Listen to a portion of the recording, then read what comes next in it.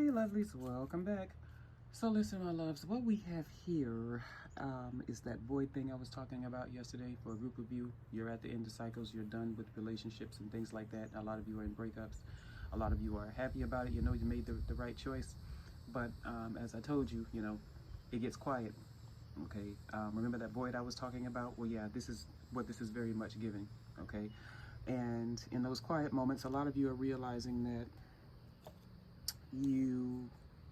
what you actually created was codependency. You were trying to build something, what you thought was going to be steady and solid and forever, okay, based off of attachments, okay. For a group of you, I think you confused intensity with stability, okay. So a lot of your situations were lust-based. They were attachment-based. They were, it was, like I said, chemistry and all of that got confused for stability, okay. Some of you, there were children involved. Some of you, if you didn't have them, you was trying to make them, okay. A lot of you guys, instead of choosing to go about things the healthy route, okay, what you tried to do was create a situation in which you were needed. You understand what I'm saying? In which a person couldn't, if you will, do without you, okay?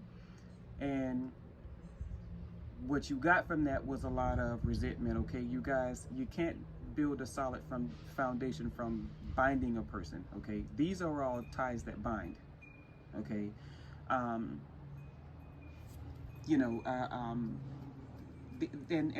you can't, a person, you can't be emotionally, you don't think emotional stability means something, okay, until it does, right? Until you find yourselves in this energy, okay?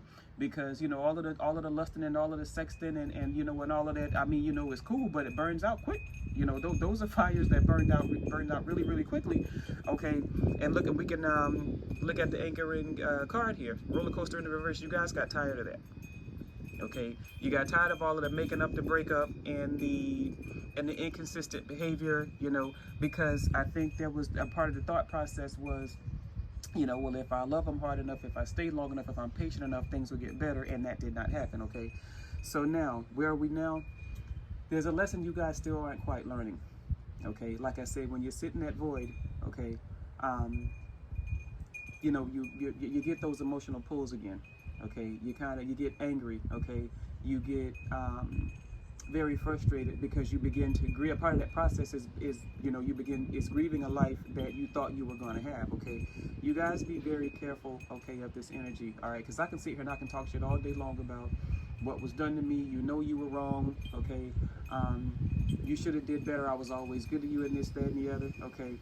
But really, it's a nice, sweet way of scapegoating accountability, because the question I need to be asking myself is, why did I put up with that bullshit? Okay? Why did I continuously pour honesty and openness and love and all my energy into a space that was no longer emotionally safe for me? Okay? Why did I pour all that energy into waiting for someone to change, okay, instead of realizing that someone was changing and that person was me, or that person was you, collective, okay? So anyway, that being said, you guys are there. You guys are at the end of a cycle, but be very careful, because some of you are still stuck in another one, okay? And that is the cycle of not taking accountability, okay? I know that you think you are, because some of you are hurt, and maybe in a way that you know you are, okay? But like I said, if you stay here too long, you will essentially turn into some hero shiro martyr who wowsy woozy woo woo, everything has been done to you. All right, anybody want to talk, you know what to do. Bless your hearts, love you, bye.